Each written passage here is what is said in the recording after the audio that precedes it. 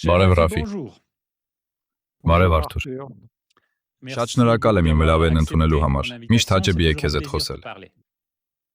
Շնորհակալ եմ փոխադարձաբար։ Ես կցանկանայի հիշեցնել մեր լսարանին, որ մենք պատիվ ունենք զրուցելու պարոն Ֆիլիպ Կալֆայանի հետ, ով միջազգային իրավունքի պրոֆեսոր է Փարիզ Ասսասի համալսարանում։ Նա նաև դատավոր է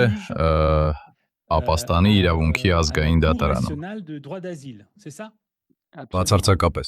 շատ լավ է։ Ուրեմն շատ շնորհակալություն։ Եվ Ռաֆի, մենք քննարկելու շատ թեմաներ ունենք։ Արդեն իսկ կարծում եմ, որ շատ կարևոր էր քո նախաձեռնությունը։ Հայաստանում ժողովրդավարության միջազգային դիտարանի հետ, այդպես չէ, ճիշտ է, այդպես է կոչվում։ Այո, միանգամայն։ Եվ ուրեմն կցանկանաք կիսվել մեզ հետ, մեր լսարանի հետ, ձեր փորձով Հայաստանում։ Ինչպես անցավ ձեր այցը, որն էր նպատակը։ Լավ, դե մի քանի խոսք թերևս այս նախաձեռնության մասին։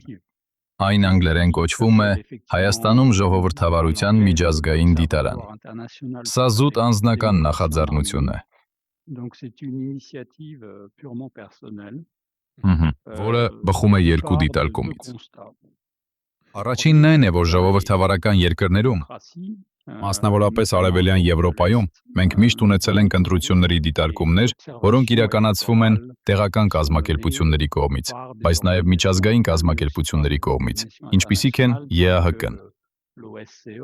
Եվրոպայի անվտանգության և համագործակցության կազմակերպությունը և նաև Եվրոպայի խորհուրդը։ Այս դիտարկումները, այսպես կոչված ընտրությունների մոնիթորինգը, ընդհանուր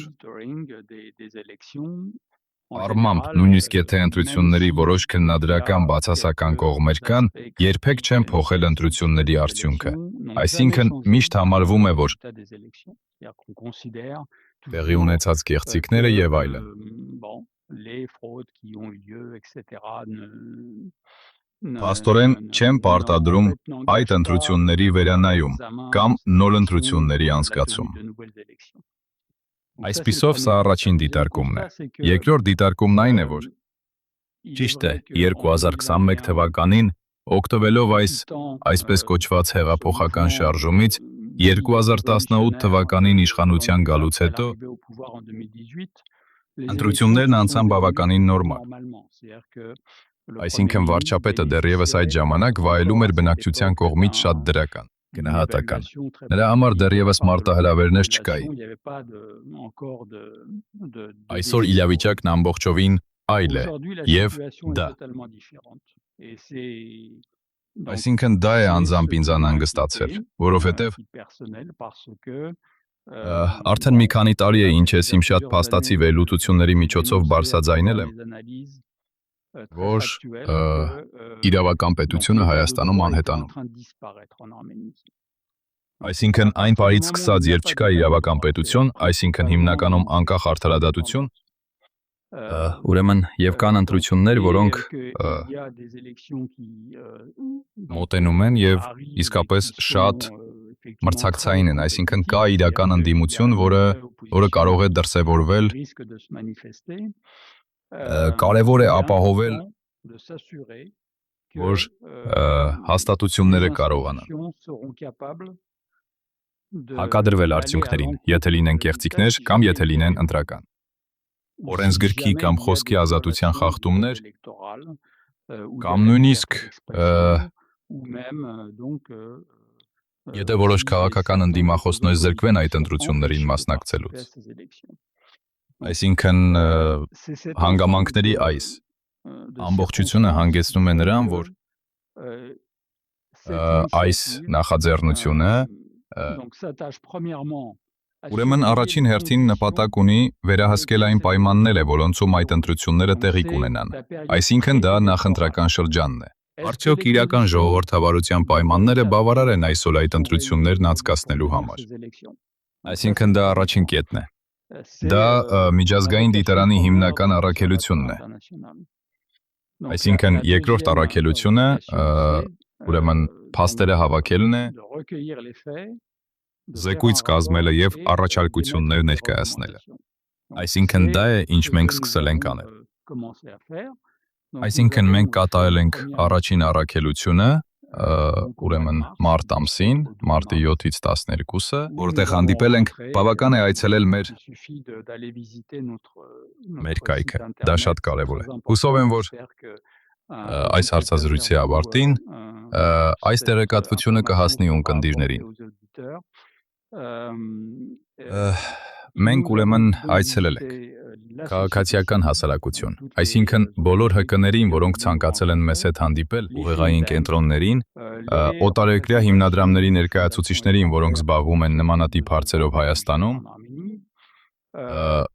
քաղաքական կուսակցությունների, որոնք ցանկացել են մեզ հետ հանդիպել, լինեն նրանք խորհրդարանում, թե ոչ։ Կենտրոնական ընտրական հանձնաժողովը, պետական քննչական կոմիտեն, պետական հակակոռուպցիոն կոմիտեն, բարձրագույն դատական խորհուրդը, փաստաբանների պալատը, դատավորների միությունը, նոտարական պալատը, միությունը, որը հասարակական կազմակերպություն է, ինչպես նաև Եվրոպայի խորհուրդը, և լավ, երբ մենք կարողացանք օտարերկրյա դիվանագիտական ներկայացուցչությունները։ Որոշ դեսպանատներ չընդունեցին մեզ տարբեր պատրվակներով։ Որոշ ՀԿ-ներ չցանկացան մեզ հետ հանդիպել, սա արդեն շատ ավելի զարմանալի է։ Եվ այդ ՀԿ-ները իսկապես քիչ թե շատ կապված են կառավարական ծրագրերի հետ։ Այսպիսով, հնարավոր է, որ այստեղ բացատրություն կա, ափսոս է։ Ամեն դեպքում, նրանց վստահությունը կասկածի տակ է դրվում մեզ հետ հանդիպելուց հրաժարվելու փաստով։ Եվ կառավարող կուսակցությունը, այսինքն քաղաքացիական պայմանագիր, կուսակցությունը չցանկացավ մեզ հետ հանդիպել։ Նմանապես երկու նախարարություն, այսինքն կառավարությունը, չցանկացան մեզ հետ հանդիպել, այսինքն Արդարադատության նախարարությունը և Ներքին գործերի նախարարությունը։ Հարկ է նշել, որ մեր պատվիրակությունը բաղկացած է այնպիսի մարդկանցից, որոնք բոլորն էլ ճանաչված անհատականություններ են մարդու իրավունքների, արդարադատության և ժողովրդավարության աշխարհում։ Մենք բոլորս միջազգային ՀԿ-ների նախկին ղեկավարներ ենք, կամ ՄԱԿ-ի նախկին բարձրաստիճան պաշտոնյաներ, որոնք աշխատել են Ժնևում ՄԱԿ-ի գերագույն հանձնակատարի մոտ։ Այսպիսով, մեզանից ամենահայտնին Քենեթ Ռոթն է, ով Human Rights Watch-ի նախկին գործադիր տնօրենն է, այսինքն նա գործադիր տնօրեն է եղել մինչև 3 տարի առաջ։ Այսպիսով 30 տարին է զբաղեցրել է այդ պաշտոնը։ Ես ինքս, ով Մարդու իրավունքների միջազգային ֆեդերացիայի նախկին գլխավոր քարտուղարն եմ, Սառա Լևիթ, ով ուրեմն Դաունի նախկին գործադիր տնօրենն է։ Դաունը ամերիկյան ՀԿ է, որը զբաղվում է ամերիկյան քաղաքականության US Policy դիտարկմամբ և գնահատմամբ։ Dawn, D-A-W-N։ Ուիլյամ Բուրթոնը, ով իմ գործընկեր, շատ հայտնի ֆրանսիացի փաստաբան գործընկեր։ Նա նաև եղել է Մարդու իրավունքների միջազգային ֆեդերացիայի նախկին գլխավոր քարտուղար։ Նա ներկայումս մեկ այլ միջազգային ՀԿ-ի նախագահ է, որը զբաղվում է տնտեսական հանցագործություններով։ Այսինքն նա հետևում է այն հանցագործություններին, որոնք կատարվել են կամ խոշոր ընկերությունների կողմից կամ քաղաքական գործիչների կողմից միջազգային մակարդակում։ Այսինքն մենք բոլորս մարդիկ ենք, ովքեր այս ոլորտից են։ Մենք երբեք որևէ քաղաքական կուսակցության հետ կապված չենք եղել։ Մենք կապված չենք որևէ կառավարության հետ։ Ամեն դեպքում մենք ոչ մեկից բացատրություն չենք ստանում։ Մենք կամավավոր ենք աշխատում։ Մենք պարզապես անհրաժեշտություն ունեինք ֆինանսավորելու մեր ուղևորությունները, և մեր կացարանը Երևանում։ Եվ ուրեմն, ես ստացա բավականին սահմանափակ ֆինանսական օգնություն։ մի ամերիկյան հկից, որը կոչվում է Armenian Legal Center for Justice and Human Rights, որը սովոր է ֆինանսավորել կարևոր իրավական գործունեություն Հայաստանի համար, քանի որ հենց նա է ֆինանսավորում օրինակ փաստաբանական թիմերին, ովքեր ներկայումս զբաղվում են Ադրբեջանում քաղբանտարկյալների պաշտպանությամբ, ի թիվս այլոց։ Ուրեմն մենք կարող ենք խոսել արդյունքների մասին, եթե ցանկանում եք, բայց արդյունքները ուրեմն անակնկալ չեն։ Թեև դրանք նախնական արդյունքներ են։ Բոլոր հարցազրույցները, որոնք մենք ունեցել ենք, լինի դա քաղաքացիական հասարակության հետ, թե քաղաքական կուսակցությունների հետ, հստակ ցույց են տալիս, որ այսօր կա 3 բնութագրիչ, այսպես կոչված, ժողովրդավարական լանդշաֆտում Հայաստանում։ Այսպիսով, նախ գործող կառավարության կողմից վարչական ռեսուրսների չարաշահում կա։ Կառավարող կուսակցության նախընտրական քարոզարշավն իրականացնելու համար։ Ուրեմն, սրանք վարչական ռեսուրսների չարաշահման մի քանի օրինակներ։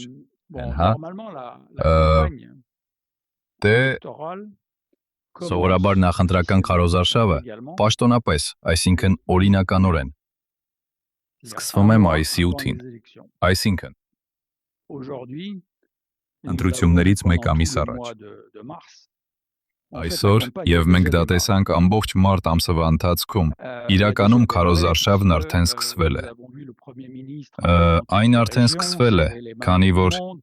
մենք տեսանք, թե ինչպես է վարչապետը շրջում բոլոր մարզերով, բոլորի հետ ձեռք սեղմում։ Պաշտոնապես կուսակցական հանդիպումներ էր անցկացնում, իրականում արդեն քարոզարշավ, եկեղեցու դրվագը տեսել ես։ Ուրեմն սա առաջին տարրն է։ Ես ձեզ կբացատրեմ, թե ինչու է սա կարևոր։ Դա գնահատելու համար։ Երկրորդ հատկանիշը, այսինքն երկրորդ նա որոշել է, կառավարությունը որոշել է ապրիլի 1-ից բարձրացնել բոլորի կենսաթոշակները։ Հենց այդպես։ Բայց այս միջոցը լիովին կամայական է։ Ակնհայտ է, մենք կարող ենք միայն ուրախանալ բոլորի համար, որ կենսաթոշակների այս աճը կա։ Բայց ինչու դա անել ընտրություններից։ Պարզ է։ Սա առաջին կետն է, բայց երկրորդ կետը օրինականության խնդիրն է։ Ինչու եմ ես այս կետի վրա շեշտ դնում։ Դա այն է, որ պետական բյուջեի մասին օրենքը, այսինքն 2025 թվականի դեկտեմբերին ընդունված ֆինանսական օրենքը, բացարձակապես չէր նախատեսում կենսաթոշակների այս բարձրացումը։ Այսինքն մենք գտնվում ենք անօրինականության մեջ, օրենսդրական տեսանկյունից։ Սա նշանակում է, որ այս կենսաթոշակը միակողմանիորեն որոշվել է կառավարության կողմից, առանց խորհրդարանի հաստատման։ Այսպիսով սա մի միջոց է, որը քաղաքական է և ընդհանրապես լեգիտիմ։ Չէ։ Երրորդ տարը, որը շատ ավելի նոր է, կարծում եմ, որ այն վերջին։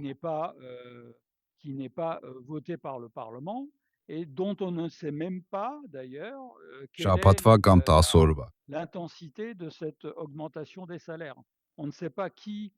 Մեջ է բոլոր բարձրաստիճան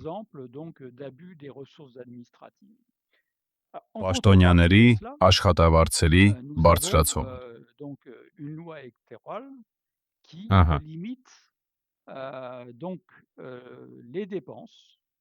Եվ ի դեպ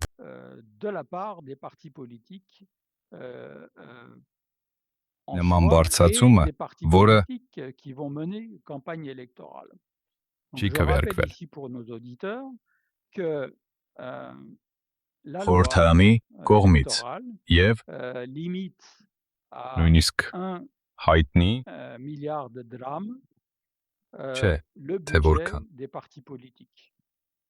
Եվ որ փորձանեմ ինձ հզմական այդ աշխատավարձերի բարձրացման ինտենսիվություն։ Մենք չգիտենք, թե ինչպես կարող ենք օգնել ձեզ այս հարցում։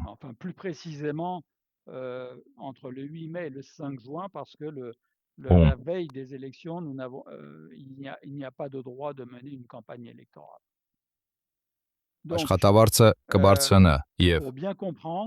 որքանով թափանցիկ չէ։ Սրանք վարչական ռեսուրսների շարաշահման մի քանի օրինակներ։ Il faut rappeler aux éditeurs qu'1,8 milliard de dirhams, c'est ridicule. Ça ne représente pas grand-chose si on convertit cette somme en dollars ou en euros. Դիմաց մենք ունենք։ Դրա դիմաց ես դες արդեն 3 տարի նշեցի, որոնք ֆինանսավորվում են պետության վարչական ռեսուրսներից և անհամաչափ են։ Այդ ծախսերը անհամաչափ են։ Qui sont démesurés, c'est asymétrique ces dépenses-là. Վարչական ռեսուրսների չարաշահումը դրանից ավելին է։ Դա ի դեպ դատապարտվել է Հայաստանի հանրային հեռուստառադիոյի խորհրդի կողմից։ Խոսքը նրա մասին է, որ հանրային հեռուստաընկերությունը առաջին ալիքը և Armenpress ազգային լրատվական գործակալությունը իրականում իրենց սյունակների և եթերաժամի մեծ մասը հատկացնում են կառավարական կուսակցությանը։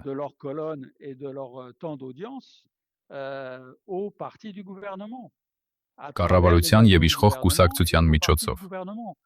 Այսինքն, այստեղ ևս առկա է պետության վարչական ռեսուրսների չարաշահում, քանի որ այս ազգային հեռուստաընկերությունը, այս ազգային լրատվական գործակալությունը ֆինանսավորվում են պետական բյուջեից, այսինքն բոլոր հարկատուների կողմից։ Հետևաբար, նորմալ պայմաններում պետք է լինի այս ազգային հեռուստաընկերության և այս ազգային լրատվական գործակալության ռեսուրսների արդարացի բաշխում բոլոր քաղաքական կուսակցությունների միջև։ Այսպիսով, սրանք վարչական ռեսուրսների օրինակներ են, որոնք օգտագործվում են կառավարության կողմից և չպետք է օգտագործվեն։ Ճիշտ է, աշխարհի բոլոր երկրներում կառավարությունները փորձում են դա օգտագործել։ Սակայն Հայաստանի դեպքում դա հասնում է շատ բարձր մակարդակների, քանի որ օրենքով կան շատ կարևոր սահմանափակումներ քաղաքական կուսակցությունների կողմից ծախսվող ֆինանսական ռեսուրսների վերաբերյալ։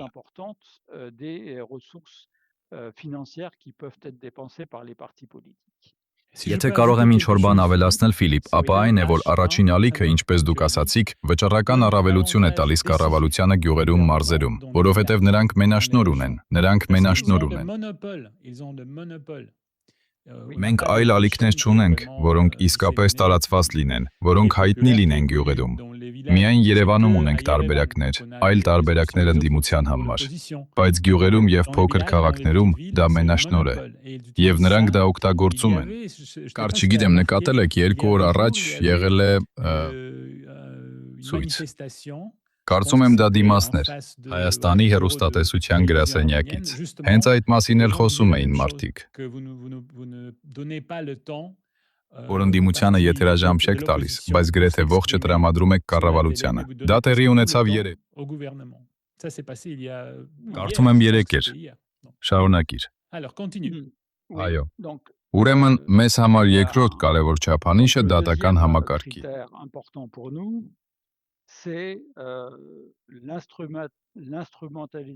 Քաղաքական գործիքավորումն է։ Այստեղ։ Մենք իսկապես գտնվում ենք ժողովրդավարության հարցի կենտրոնում։ Այսինքն, մենք գիտենք, որ Հայաստանում այլևս հակակշիռներ գոյություն չունեն։ Դա աղետալի անկում։ 2020 թվականից ի վեր։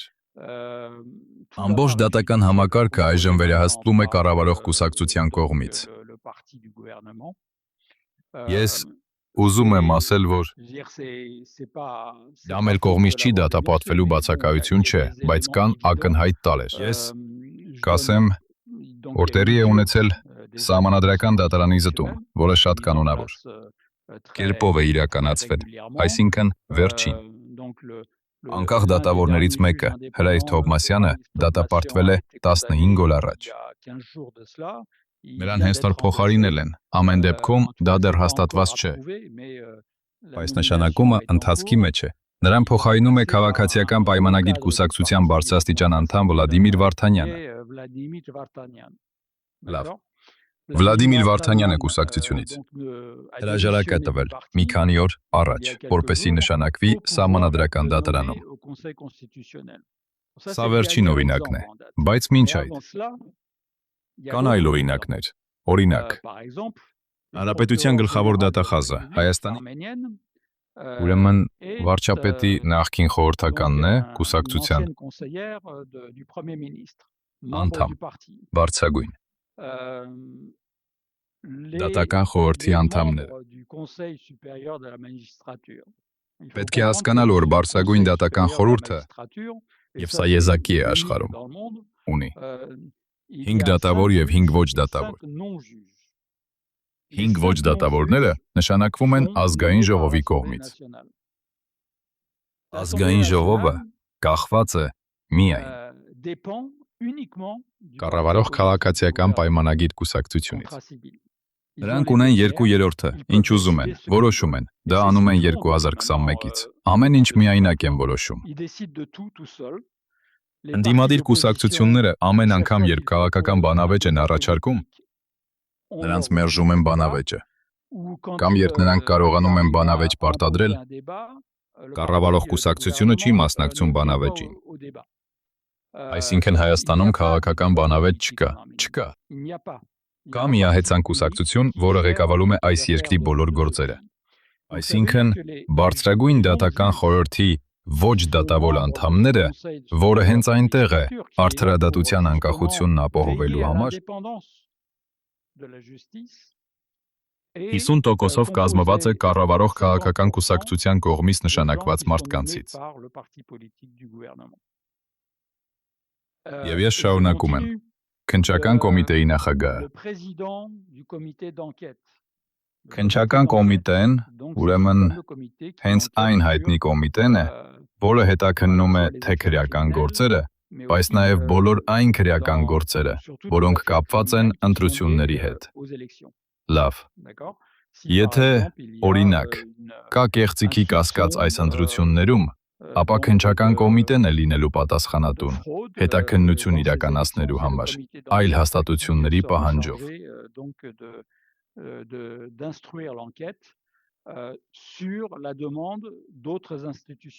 Այլ հաստատությունները կարող են լինել հակակոռուպցիոն կոմիտեն, կարող է լինել գլխավոր դատախազը, կարող են լինել նաև քաղաքական կուսակցությունները կամ ՀԿ-ները։ Այս քննչական կոմիտեի նախագահը նույնն է։ Նա Քաղաքացիական պայմանագիր կուսակցության նախկին կադր է, որը հրաժարական է տվել 2 օր առաջ քննչական կոմիտեի նախագահ նշանակվելու համար։ Կենտրոնական ընտրական հանձնաժողովի նախագահ, որը նույնպես պետք է լինի որպես պետական մարմին լիովին անկախ, նույնն է։ Կենտրոնական ընտրական հանձնաժողովի նախագահը կառավարող կուսակցության նախկին կադր է։ Այսպիսով, այս բոլոր հաստատություններում մենք ունենք Քաղաքացիական պայմանագիր կուսակցության նախկին կադրեր, որոնք պաշտոններում են։ Այսինքն, ավելորդ է ասել, որ կողմնակալության կասկածը, ես կասեի, ավելի քան երբևէ հիմնավորված է, հատկապես մի երկրում, որը չի ազատվել իր ավանդույթներից, իր խորհրդային ժառանգությունից, ինչպես նաև բոլոր նախկին խորհրդային հանրապետությունները։ Այսինքն դա բնորոշ չէ միայն Հայաստանին։ Բայց Հայաստանում այն փաստը, որ կա միահեծան կուսակցություն, որը վերահսկում է ամեն ինչ, էլ ավելի տեսանելի է։ Եվ ցավոք սրտի հետևանքները ել ավելի ակնհայտ կլինեն։ Ուրեմն եթե կանոնները խախտվում են, չեն պահպանվում, եթե կան դեպքեր, չգիտեմ, օրինակ, կեղծիքի, եթե մարդիկ ստիպված են քվեարկել այս կամ այն կերպ կամ լուսանկարել, որովհետև դա արդեն եղել է, կարծում եմ։ Եթե նրանց տեղափոխում են ավտոբուսներով, օրինակ, եթե կան մարդիկ ցուցակներով, անուններով։ Դա եղել է Գյումրիում։ Այսինքն, եթե կան սխալներ, եթե կանոնները չեն պահպանվում, ապա ամբողջ այս մեքենան, այս ամբողջ ապարատը վերահսկվում է կառավարության կողմից։ Այսինքն, մենք իրականում չենք կարող բողոք ներկայացնել։ Մենք իրականում չենք կարողանում։ Շատ բան անել հնարավոր չէ։ Այսպիսով, պաշտոնապես, 3 կոմիտեները, որոնք ես նշեցի, այսինքն Կենտրոնական ընտրական հանձնաժողով,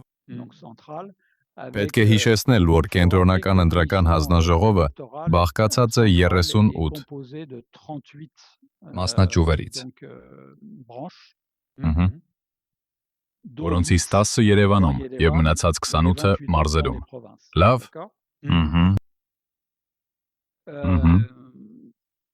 Լավ։ Թղթի վրա տեսականորեն այս ընտրական հանձնաժողովների բոլոր անդամները այսպես կոչված ուսումնասիրվում են օբյեկտիվորեն անկախ մարդկանց կողմից և այլն։ Լավ, այս ամենը դա տեսություն է, մենք դա շատ լավ գիտենք, հատկապես Հայաստանի նման երկրի մասշտաբով, բայց Կենտրոնական ընտրական հանձնաժողովը սահմանադրական առումով անկախ հանձնաժողով է, դա նրա կարգավիճակը սահմանված է սահմանադրությամբ։ Պետական քննչական կոմիտեն, Պետական հակակոռուպցիոն կոմիտեն, Բարձրագույն դատական խորհուրդը, նույնն է, դրանք անկախ պետական կոմիտեներ են։ Թղթի վրա։ Ուրեմն, մենք չենք կարող այսօր նրանց մեղադրել ապրիորի, այսինքն պետք է ցավոք սպասել, որ այդ ընտրությունները տեղի ունենան և որ մենք կարողանանք կոնկրետ դեպքեր ունենալ, որպեսզի կասկած հայտնենք։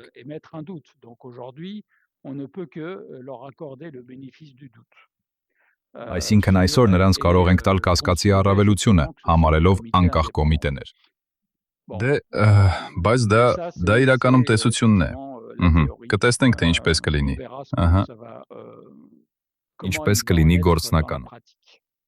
Բայց Ռաֆի, ես հետաքրքրված եմ, այսինքն ՀԿ-ները, Չակերտների մեջ, դրանք իսկապես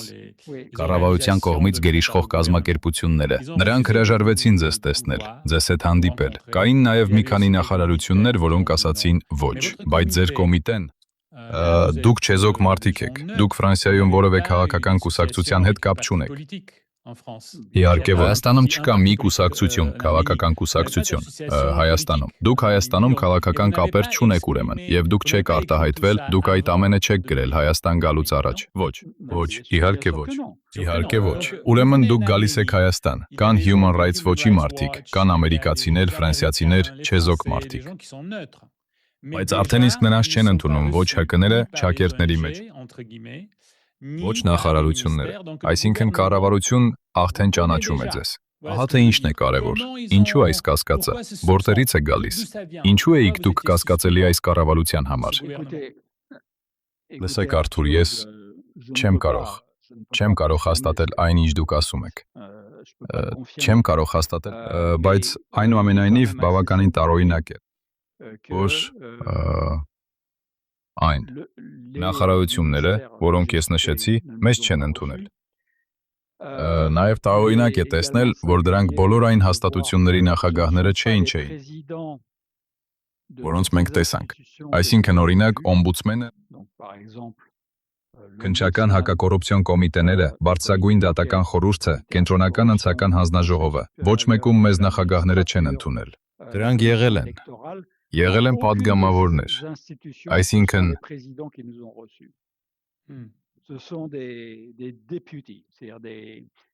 փոխնախագահներ, այսինքն փոխնախագահներ կամ պատվիրակներ։ Ուրեմն դա ուղերձ էր։ Ուրեմն ես կարծում եմ, որ կարելի է կասկածել, որ իսկապես ուղերձ է փոխանցվել բոլոր այդ մարմիններին, ասելով նրանց զգույշ եղեք։ Ահա, դա անհեթեթ է եւ ամեն դեպքում մենք անկախ փորձագետներ ենք, ոչ ոք չի կարող մեզ մարտահրավեր նետել այդ առումով։ Մեզ կասկածել կողմնակալության մեջ։ Այնպես, որ ուրեմն նրանք ժամանակ ունեցան 3-4 օրվա ընթացքում, քանի որ մենք մեր ժամանման մասին հայտարարել էինք 3-4 օր առաջ։ Այսինքն մենք ուրեմն մամուլի հաղորդագրություն տարածեցին, հայտարարելով մեր ժամանումը մարտի 3-ին։ Եվ 4 օրվա ընթացքում նրանք ժամանակ ունեցան համակարգ ստեղծելու, որը թույլ տվեց խուսափել, որպեսզի մենք չընդունվենք որոշ մարդկանց կողմից։ Ուրեմն դա շատ բան է ասում, ի վերջո դա ոչ միայն անվստահություն է, այլև ի վերջո դա թուլության խոստովանություն է այս կառավարության։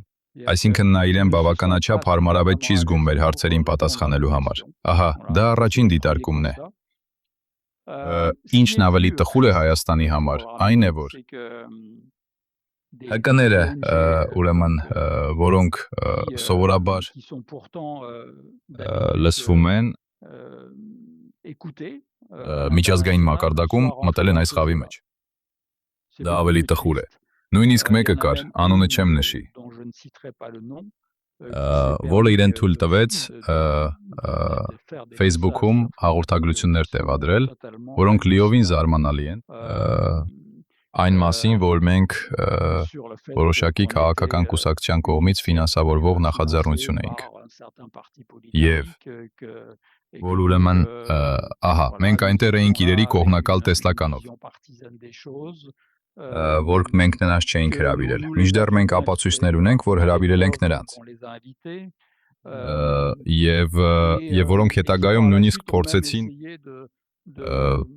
փորձեցին փաստարկներ գտնել իմ մասին իդեպ, ասելով, տեսեք, այս պարոնը կառավարության դեմ բազմաթիվ հոդվածներ է գրել, բայց առանց հոդվածները կարդալու, որովհետև ես հոդվածներ չեմ գրում կառավարության դեմ։ Ես հոդվածներ եմ գրում այնպիսի թեմաների շուրջ, ինչպիսիք են արտաքին քաղաքականությունը, իրավական պետությունը եւ ժողովրդավարությունը։ Բայց, ահա, այսպիսով Հայաստանում այսօր այն ՀԿ-ները, որոնք պետք է լինեին չեզոք, ամեն դեպքում չպետք էին լինեին, կառավարամետ են, քանի որ մտնում են այն խավի մեջ, որն ասում է կամ դուք կառավարության դեմ եք, կամ կառավարության կողմնակից եք, դուք չեք կարող չեզոք լինել, դուք չեք կարող չեզոք կարծիք ունենալ, այսօր դա հիվանդություն է, էնդեմիկ հիվանդություն Հայաստանում, մենք բացարձակապես մեզ դասում, մեզ դասակարգում են, հակա կամ կողմնակից, բայց անկախ չեզոք եւ օբյեկտիվ լինելու հնարավորություն չկա։ Եվ, իհարկե մենք չենք պատասխանում այդ բանավեճերին, մենք պարտավոր չենք պատասխանել մեր հեղինակության, մեր որակների, մեր մտավոր ամբիցության համար։ Բայց բավականին տխուր է տեսնել, որ ՀԿ-ները մասնակցում են այդ խաղին։ Առավել ևս, որ այդ ՀԿ-ն, որի անունը չեմ նշի, այն ՀԿ-ներից է, որոնք պետք է իրականացնեն ընտրությունների դիտարկում։ Ես, եթե լինեի հայ քաղաքացի, կանհանգստանայի իմանալով, որ նման ՀԿ-ն պետք է իրականացնի ընտրությունների դիտարկումը։ Բայց Ռաֆի, միամիտ չլինենք։ Սրանք ՀԿ-ները չեն, սա պրոպագանդիստական բանակ է, կառավարության պրոպագանդիստական թիմն է։ Այդ թիմի պատճառով մենք հայտնվել ենք այս իրավիճակում, որովհետև տարիներ շարունակ նրանք պրոպագանդա են արել։ Հայաստանում շատ փող են ստացել։ Ես ճանաչում եմ այդ պարոնին, նա Դոնոսավիլի քաղաքապետն է։ Ես նրան այդպես եմ անվանում, քանի որ ռուսերենում դոնոս նշանակում է մատնել։ Ահա, նրան լավ եմ ճանաչում։ Եվ ուրեմն դուք եկաք, դուք բացահայտեցիք այս ամենը։ Կառավարություն ակնհայտորեն չի ուզում ձեզ լսել։ ՀԿ-ները ճակերտների մեջ ոչինչ չունեն ասելու։ Դե ունեն ասելու, բայց ոչ ճիշտ, բացասական բաներ։ Ոչ, բայց պետք չէ բոլոր ՀԿ-ներին դնել, բայց ոչ բոլորը։ Ես ասում եմ այն ՀԿ-ները։ Լավ, մենք շատ ՀԿ-ների հետ ենք հանդիպել, բայց նրանք ովքեր ներգրավված են ընտրությունների դիտարկման մեջ, ուրեմն որոնք ունեն եվրոպական ֆոնդեր եւ իհարկե հավատարմագրված են կառավարության կողմից, չեն ցանկացել մեզ հետ հանդիպել։ Այդ ՀԿ-ներից ոմանք շատ լավ աշխատանք են կատարում։ Կարելի է կարդալ նրանց զեկույցները, որոշ մամուլի հոդվածներ, որտեղ նրանք դատապարտում են նշանակումները կամ կասկածյալներին կամ ընտրական օրենսգրքի այլ տարրեր, որոնք նրանց թվում են իսկապես ոչ այնքան արդար։ Բայց շատ լավ զգում ենք, որ այս ամենը խաղ է։ Դա խաղ է։ Ահա իհարկե, սա պրոպագանդիստական խաղ է, ցույց տալու, որ ժողովրդավարություն կա։ Իրականում նրանք սահմանափակումներ ունեն իրենց խոսքի ազատության մեջ։ Եվ ինչ, այո, ասա։ Ոչ։ Ուրեմն պարզապես ուզում էի ասել, որ ոչ, պետք չէ քննադատել այս ՀԿ-ներին։ Բացի նրանցից, ովքեր մտել են այս մատնության խաղի մեջ, իսկապես հնացած։ Սա իսկապես պրոպագանդայի գործակալ է։ Կարծում եմ նա պետք է դադարեցնի իր ՀԿ-ի ղեկավարումը, որովհետև դա իսկապես վնասակար է Հայաստանի համար։ Բայց ուրեմն այն, ինչ մենք նույնպես իհարկե դիտարկել ենք։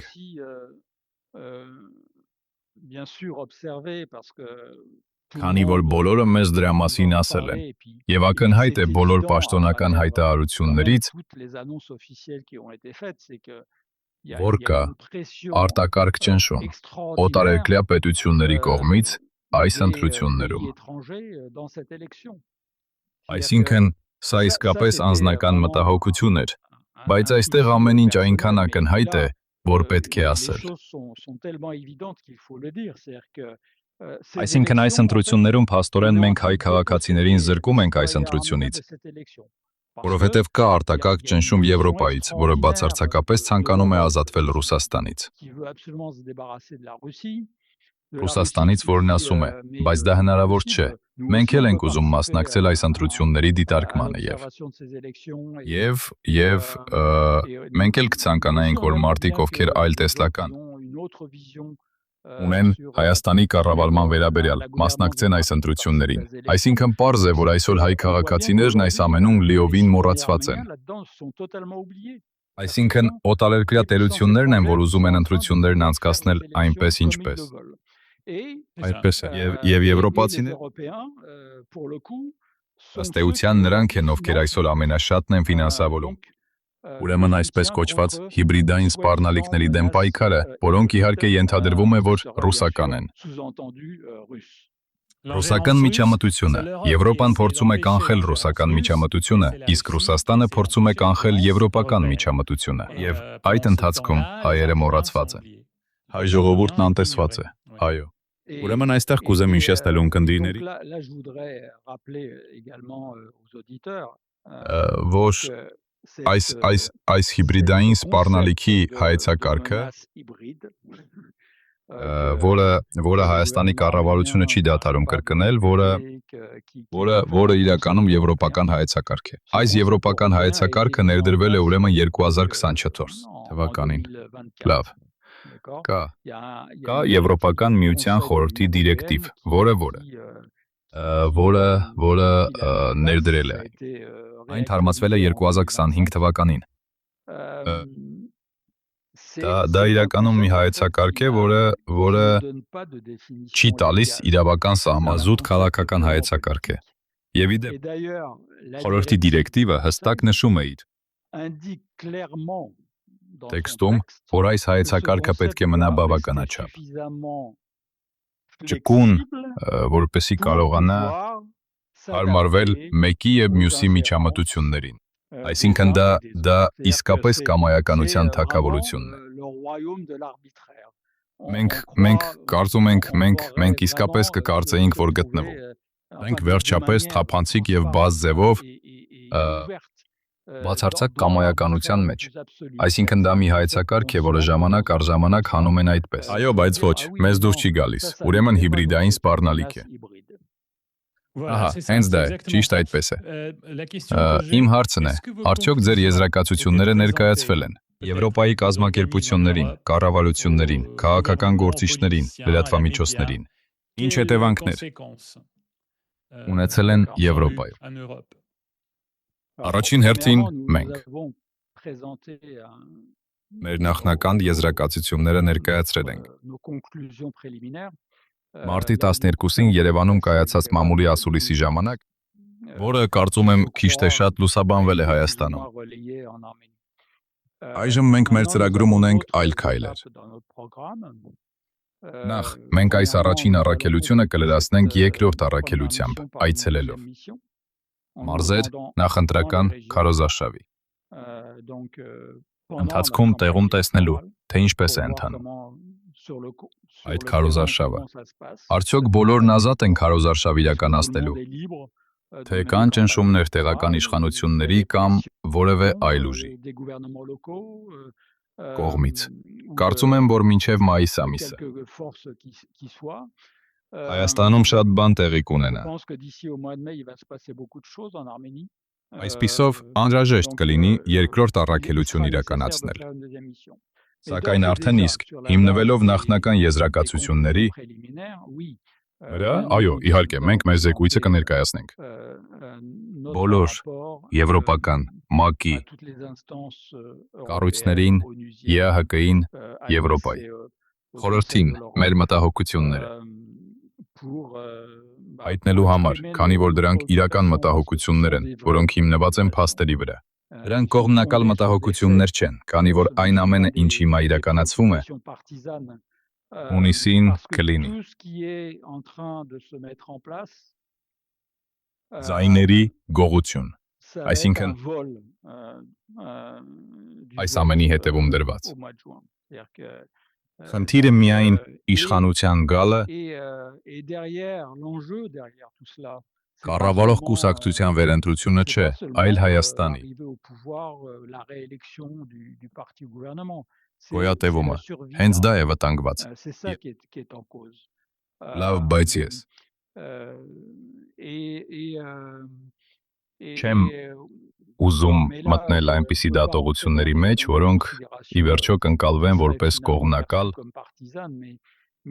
բայց անհրաժեշտ է, որ հունիսին կայանալիք այդ ընտրությունները լինեն արդար եւ իրավահավասար, որ դրանք լինեն արդար եւ ազատ, եւ ամենամեծ սպառնալիքներից մեկը դա է։ Այսօր կալանքի տակ պահել գլխավոր ընդդիմադիրին, նրան, ով ամենաշատ շանսերն ունի ձայներ հավաքելու, վարչապետի դեմ, այսինքն Սամվել Կարապետյանին, ով թեև այսօր ինքը չի կարող առաջադրվել որպես վարչապետ, նրա քաղաքական կուսակցությունը բոլոր շանսերն ունի երկրորդ տեղը զբաղեցնելու եւ ամենակարողն է ձայներ հավաքելու Հայաստանում։ Սակայն այդ պարոնը բանտում է։ Դե, նա բանտում չէ, նա տնային կալանքի տակ է, բայց նրան խոչընդոտում է միջամտել քաղաքական կյանքին, եւ այս ամենը արվում է դիտավորյալ, քանի որ նրա նախնական կալանքի հիմքը ծիծաղելի է։ Մենք բոլորս գիտենք, որ նա ուժով կառավարությունը տապալելու կոչ չի արել։ Նա պարզապես ասել է, որ ցանկանում է փոխել իրերը իր ձևով։ Ահա, եւ ուրեմն դա արդեն ժողովրդավարական լավ կառավարման կանոնների խախտում է, ինչ որ տեղի է ունենում։ Բայց ինչ միջոցներ ունենք մենք Ռաֆի Հայաստանում, որպեսզի կանխենք այս ամենը, որովհետև դուք արդեն բացատրել եք, որ իսկապես չպետք է շատ հուսալ, որ ընտրություններն իսկապես արդար կլինեն։ Որովհետև դուք տեսել եք կառավարությանը թե ինչ են անում, ձերբակալում են քահանաներին, ձերբակալում են ամենակարևոր քաղաքական կուսակցության ղեկավարին։ Նրանք արդեն մի քանի օր առաջ հայտարարություն են արել, նրանք ակնարկել են, որ կարող են նույնիսկ փակել նրա քաղաքական կուսակցությունը։ Նրանք ասում են, որ լավ, մենք հայտնաբերել ենք, թե ինչ կար այդ արտասահմանյան ֆինանսավորումները կամ ինչ-որ բան, բայց նրանք ինչ-որ բան են հայտնաբերել։ Նրանք բաներ են հայտնաբերում հենց, որ ինչ-որ բանի կարիք ունեն հայտնաբերել, կարող են նույնիսկ փակել այդ կուսակցությունը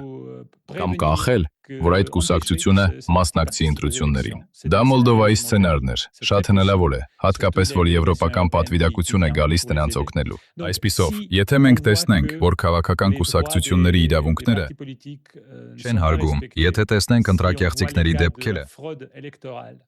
բայց այս ամբողջ ապարատը, վերահսկողության այս մեքենան, վերահսկողության ապարատը, կառավարության ձեռքում է, ապա ինչ միջոց ունենք փոխելու, կանխելու կեղծիքը եւ ում հետ։ Ենք խոսելու հետո, ում ենք բողոքելու հետո, եթե Եվրոպան աջակցում է։ Այն ամենին, ինչ անում է այս։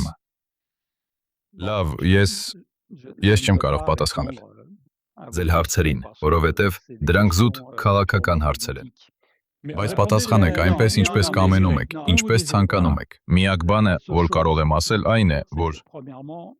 նախ մենք Հայաստանում ժողովրդավարության միջազգային դիտարանը կկատարենք մեր աշխատանքը, որպեսզի այս ընտրություններն անցկացվեն արդար ձևով։ Լավ։ Ահա։ Այնպես որ ես պարտվողական անհատներից չեմ։ Ես իմ աշխատանքը կատարում եմ մինչև վերջ։ Որքան հնարավոր է լավ։ Այսպիսով, սա առաջին կետն է։ Երկրորդ, բոլոր այն մարդիկ, ում հետ մենք հանդիպել ենք, այն հանդիպումներն ու հարցազրույցները, որոնք մենք ունեցել ենք, մեզ ասում են, որ այն կեղծիքները, որոնք գոյություն ունեին նախկինում, այլևս չեն կիրառվում։ Այո։ 2010,000 դրամ բաժանել բոլորին ընտրություններից 2 ամիս առաջ։ Դա կեղծիք չէ, դա բախշիշ չէ։ Ոչ ոք մեզ դրա մասին չի ասել։ Դրա ապացույցը չկա։ Բոլորն էլ դրա մասին են խոսում։ Այո, բայց ապացույցներ չկան։ Խնդիրը հենց ապացույցներն են։ Օրինակ, մենք քննարկում ունեցանք ՀԿ-ների հետ, որոնք մեզ ասում էին, որ իսկապես կան որոշ պետական կամ մասնավոր գործատուներ, ովքեր իրենց աշխատակիցներից պահանջել են ստորագրել պարտավորագիր, քվեարկելու քաղաքացիական պայմանագիր, կուսակցության օգտին, ինչի դիմաց նրանք կստանային, աշխատավարձի բարձրացում կամ հատուկ վարձատրություն։ Ապացույցներ ունենք։ Ահա, հենց այդ պատճառով մեր պատվիրակները, մեր դիտորդները հարցրին, բայց կարող եք դուք դրա ապացույցը ներկայացնել մեզ։ ՀԿ-ները պատասխանեցին, բայց անհնար է ձեզ ապացույց ներկայացնել։ Անհնար է, որովհետև նույնիսկ նրանք, ովքեր ստորագրում են, չունեն իրենց ստորագրածի պատճենը, այսինքն պատճեն չկա։ Եվ երկրորդը, նույնիսկ եթե նրանք ունենային պատճենը, նման պարտավորագիր ստորագրելու հենց փաստը նրանց կդարձներ պատժելի օրենքի առաջ, այսինքն նրանք իրավունք չունեն նման պարտավորագիր ստորագրելու։ Այսինքն, սա մի թակարդ է, որը փակվում է քաղաքացիների վրա, այս գործը։ Այսինքն մի կողմից նրանց խոստանում են բան, բայց նրանց ստորագրել են տալիս մի փաստաթուղթ, բայց այդ փաստաթղթի պատճենը նրանք չունեն։ Այսինքն, սա բացարձակապես անհավանական է։ Սովորաբար, երբ փաստաթուղթ են ստորագրում, երկու կողմն էլ պահում են պատճենը, բայց այստեղ ոչ, պատճեն չկա։ Եվ երկրորդ, նույնիսկ եթե նրանք ունենային պատճենը, երբեք չէին կարողանա ցույց տալ, որովհետև եթե երբևէ ցույց տան, ապա նրանք պատժելի կլինեն քրեական օրենսգրքի առաջ։ Այդ դեպքում մնում է ևս մեկ հարց. ինչպես կարող են նրանք, կառավարությունը, այդ մարդիկ ինչպես կարող են համոզվել, որ անձը քվեարկել է այնպես, ինչպես խոստացել է քվեարկել։ Այսինքն, կարող են արդյոք ստուգել, թե ինչպես են մարդիկ քվեարկել։ Կարող են օրինակ քվեաթերթիկի լուսանկար խնդրել։ Ես չգիտեմ։ Դա այն բաներից չէ, որ մենք գիտենք։ Ամեն դեպքում, որ մեզ հայտնել են։ Բայց ճիշտ է, որ ոչ պաշտոնական զրույցներում, այսինքն նրանց ասել ենք, բայց ինչու այսօր, երբ բոլորն ունեն բջջային հեռախոս, նրանք լուսանկարներ չեն անում։ այդ նամակներից կամ իսկապես եթե նրանք քվեարկում են, նրանք կարող են շատ լավ լուսանկարել իրենց քվեաթերթիկը, բայց դա մի հարց է, որին ես չեմ կարող պատասխանել։ Ամեն դեպքում մեզանից ոչ ոք չի կարող պատասխանել։ Այսպիսով կարծում եմ, որ եւս մեկ անգամ, վերջին անգամ, երբ մենք քննարկում ունեցանք այդ մասին, ցավոք կարծում եմ հայ քաղաքացիների պարտականությունն է, ահա, գործելու լիակատար գիտակցությունների ընթացքում։ Լավ կտեսնենք։ Իսկ ձեր երկրորդ այցը երբ է լինելու։ Լսեք, ես հիմա կարծում եմ, որ շատ շուտ հայտարարելն իմաստ չունի։ Լավ, համաձայն եմ։ Որովհետև հաշվի առնելով առաջին փորձը, կարծում եմ, որ այս անգամ կարող ենք իսկապես ավելի սահմանափակող միջոցներ ձեռնարկել մեր նկատմամբ։ Բայց դա կլինի մայիս ամսվա ընթացքում կարծում եմ։ Լավ։ Եվ արդյոք դուք մտադիր եք ձեր զեկույցը ներկայացնել եվրոպական պատվիրակությանը, որը գալիս է Հայաստանում 4 շաբաթից։ Իհարկե։ Կկարդան զեկույցը, որովհետև Դոնոսավիլի քաղաքապետը նա անշուշտ նրանց կասի, որ դա ոչ օբյեկտիվ, ոչ չեզոք մարդկանց զեկույց է։ Դե, նա շատ լավ կարող է դա հայտարարել։ Կարծում եմ հենց նա է Եվրոպական կազմակերպությունները բացասական գնահատական կտան։ Եվրոպական կազմակերպությունները ի հեճուկս։ Կարող է մտածել այդ պարոնը մեծ ուշադրությամբ կկարդան։ Մեր զեկույցներն ու առաջարկությունները։ Շատ լավ։ Եվ ավարտելու համար, սիրելի Հաֆի, ինչ կարող ենք անել մենք Հայաստանի քաղաքացիներս։ Ինչ կարող ենք անել, որովհետև հաշվի առնելով, լավ, ես կօգտագործեմ այն արտահայտությունները, որոնք ես եմ օգտագործում։ Դուք պարտադիր չէ համաձայն լինեք։ Հաշվի առնելով այս ահի ու սարսափի թագավորությունը, որ ունենք Հայաստանում, 18 տարեկան տղան, որին ծեծում են, քարշ են տալիս գետնով, եկեղեցում։ Այդ պարոնի թիկնապահների բանակի կողմից։ Եվ հաշվի առնելով բոլոր ռեպրեսիաները, վախի մթնոլորտը, որ ունենք հիմա Հայաստանում, ինչ կարող ենք անել։ Հայաստանում մենք, Հայաստանի քաղաքացիներս, ինչ կարող ենք անել խուսափելու համար կեղծիքից, ընտրակեղծիքից, խուսափելու համար, որ այս ընտրությունը գողացվի մեր ժողովրդից եւ Հայաստանում ամբողջատիրական բռնապետություն հաստատվի։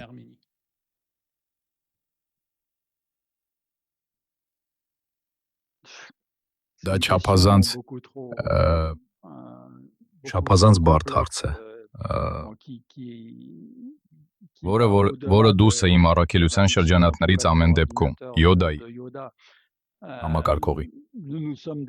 Մենք իրավաբաններ ենք։ Այնպես որ, ուրեմն մենք մնում ենք սահմանափակված իրավունքով։ Իրավական միջոցները, որոնք են դրանք, որպես ՀՀ քաղաքացիներ։ Դուք իրավունք ունեք, որպեսզի բողոքել, միավորվեք, դուրս եկեք փողոց, բողոքեք։ Եթե ունեք կեղծիքների ապացույցներ, դիմեք պետական քննչական կոմիտե, օրինակ, որը գերիշխվում է կառավարության կողմից։ Ոչ, բայց կապ չունի, պետք է դա անել, պետք դա անել։ Սա կարևոր է բոլոր այս կետերը նշել վարչական առումով։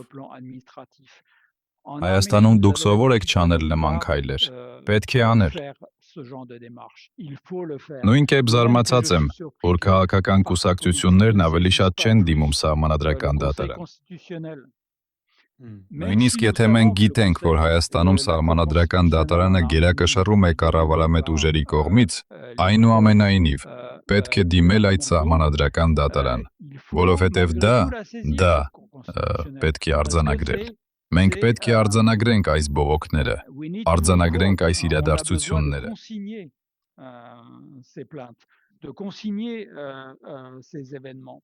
Պետք է դրանք արձանագրել, որովհետև մի օր դրանք շահագործելի կլինեն։ Հասկանալի։ Մենք արդեն արձանագրել ենք, որ կա մի պարոն, մի գործարար, ով ձերբակալվել է եկեղեցին պաշտպանելու համար։ Նրան մեղադրել են բռնության սպառնալիքի մեջ, ինչը անհեթեթ է, պետական հեղաշրջման մեջ, ինչը անհեթեթ է։ Եվ հետո պարոն շակերտների մեջ, պետության ղեկավարը, ով ասում է. Հայաստանում չկա ոչ մի դատավոր։ Ահա։ Այո, Հայաստանում Լյուդովիկոս 14-ն է։ Ուրեմն, մենք բողոքները ներկայացրել ենք Լյուդովիկոս 14-ին։ Դե դա հետաքրքիր կլինի։ Ամեն դեպքում, ուզում ես որևէ բան ասել եզրափակմանը, որովհետև մենք շուտով կավարտենք, բայց ասա ինձ։ Այո։ Ավարտելու համար, սա մի տար է, որը մենք ընդգծել ենք մեր մամուլի հաղորդագրության մեջ, այն է, որ Հայաստանում պետք է դադարեցնել։ Ստել այն մասին, թե այս ընտրությունները մի կողմից խաղաղության կուսակցությունն է, իսկ մյուս կողմից պատերազմի կուսակցությունը։ Պետք է դադարեցնել ասել, թե մի կողմից դա արևմտամետ կուսակցությունն է, իսկ մյուս կողմից ռուսամետ կուսակցությունը։ Համաձայն եմ, այս ամենը սուտ է, ճիշտ չէ։ Այսօր Հայաստանում ոչ մի քաղաքական կուսակցություն չկա, ոչ մեկը, որ պատերազմ է ուզում։ Ոչ մեկ, որովհետև Հայաստանը չունի հարևանների հետ պատերազմելու միջոցներ։ Ոչ մի կուսակցություն չունի, այնպես որ պետք է դադարեցնել այս սուտը։ Երկրորդ սուտը, դա ռուսամետների մասին այս պատմությունն է, նույնիսկ Իզաբել Կալապետյանի կամ Քոչարյանի դրանք կուսակցություններ, որոնք թերևս ավելի շատ հարաբերություններ ունեն վստահություն Ռուսաստանի հետ։ Եվ դա նույնիսկ հաստատ չէ, բայց նրանք երբեք ունեցել։ Քոչարյանը նույնիսկ ինքը երբեք չի ունեցել 200%-ով ռուսամետ քաղաքականություն։ Լինի Դելբեդրոսյանը, Քոչարյանը կամ Սարգսյանը, նրանք բոլորն էլ փորձել են որոշակի հավասարակշռել իրենց դիվանագիտական հարաբերություններում Ռուսաստանի եւ Արևմուտքի միջև։ Բոլորը։ Ուրեմն ռուսամետ չկա։ Իդեպ այսօր, եւ դա ես անձամբ եմ ասում, դա կապ չունի այն կազմակերպության հետ, որը ես ղեկավարում եմ, որը ես համակարգում եմ, բայց մենք նույնիսկ կարող ենք հարց տալ, արդյոք իսկապես Նիկոլ Փաշինյանն այնքան հակառուսական է, որքան թվում է։ Ես խիստ կասկածում եմ, որ Նիկոլ Փաշինյանը այն մարդը չէ, որին ռուսները կցանկանային տեսնել հեռացած։ Ես ավելի շուտ հակառակի տպավորությունն ունեմ։ Նա մի մարդ է, որը օգտակալ է բոլոր այն օտարերկրյա տերություններին, որոնք ցանկանում են շահագործել Հայաստանը։ Նա շահագործելի է Արևմուտքի կողմից, ինչպես նաև Ռուսաստանի կողմից, եւ ես կարծում եմ, որ թույլ պետական գործիչը, ահա, դա բոլորին հարմար է, լինի դա Արևմուտքը կամ Ռուսաստանը, եւ դրա համար է, որ այսօր Հայաստանը պետք է իրեն հարց տա, ինչի կարիք ունենք։ Եթե մենք ցանկանում ենք որոշել մեր ապագան, պետք է ընտրել այնպիսի մարդկանց, ովքեր կարող են մարմնավորել անկախության որոշակի ձև այս բլոկների նկատմամբ։ Այստեղ համաձայն եմ քեզ հետ։ Շատ շնորհակալ եմ, սիրելի Ռաֆի։ Հիշեցնեմ, խոսեցինք Ռաֆիկ Ալֆայանի հետ, ով միջազգային իրավունքի պրոֆեսոր եւ փորձագետ է, ինչպես նաև դատավոր, Փարիզում, Ֆրանսիայում։ Շատ շնորհակալ եմ, սիրելի Ռաֆի։ Շնորհակալություն, Արթուր, ցտեսություն։